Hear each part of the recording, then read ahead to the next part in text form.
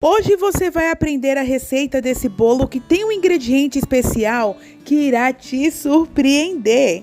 Com poucos ingredientes, você fará um bolo gelado de abacaxi super cremoso e muito delicioso.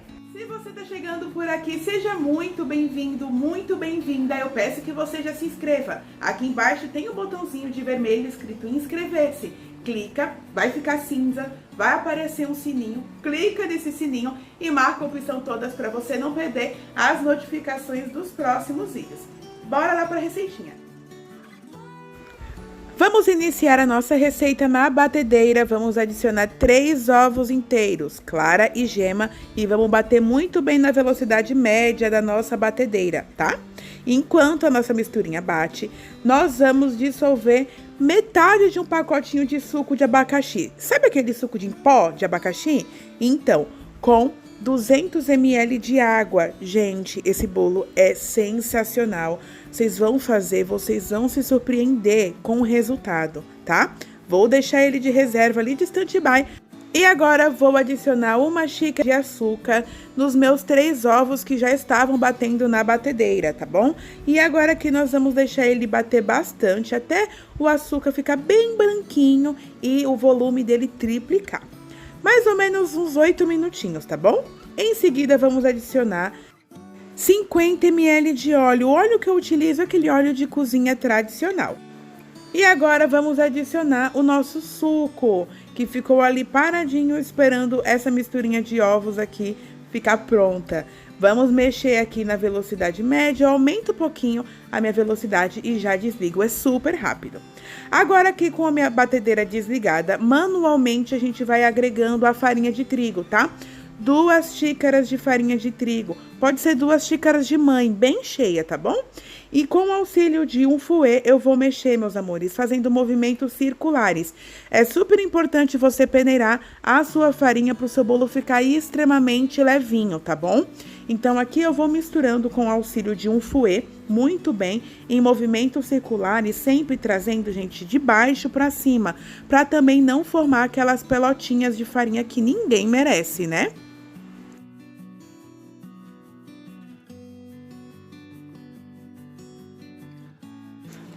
Dividi a farinha em 2 partes, já adicionei a primeira parte, vou adicionar agora o restante da farinha e também já vou colocar o fermento em pó, tá?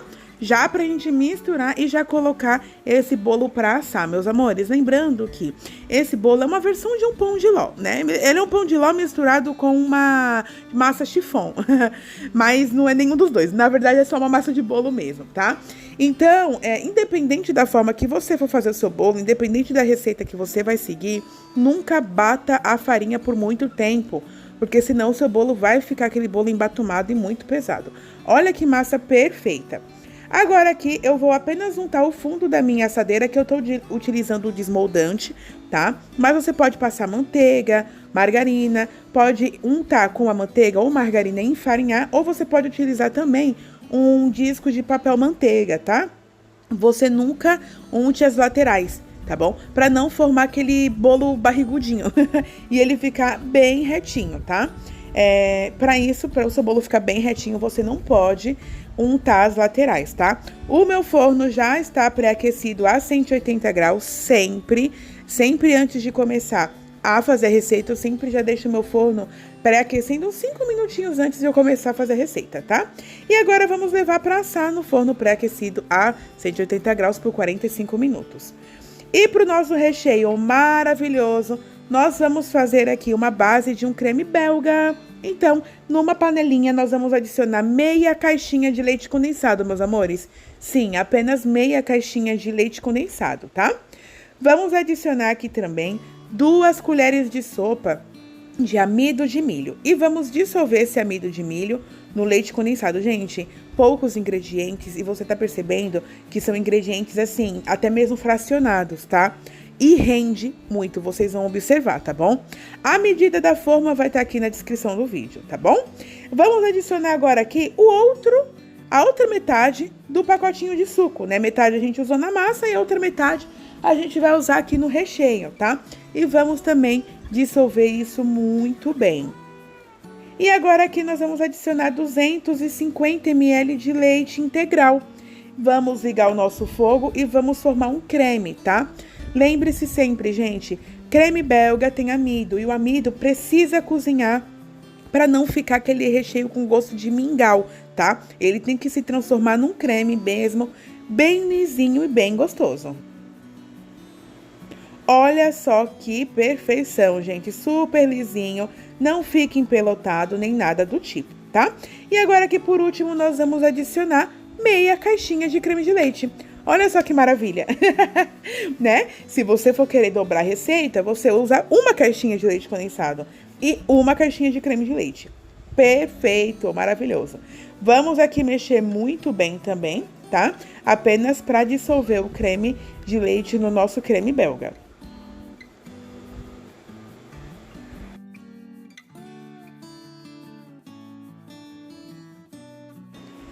E depois de homogêneo, eu vou transferir para um potinho, vou colocar um plástico em contato para não criar película e vou deixar ele descansando até esfriar. Depois de frio, olha só como ele fica bem encorpado. Olha só, perfeito, maravilhoso. Mas aqui a gente ainda vai dar uma acrescentada nos ingredientes aqui que vai deixar ainda mais gostoso, tá?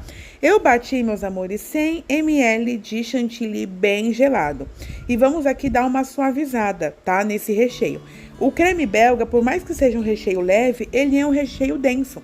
Ele é um recheio bem cremoso, tá? E aqui eu quero que ele se transforme numa espécie de mousse mesmo, para se transformar numa mousse de abacaxi super levinha e bem gostosa.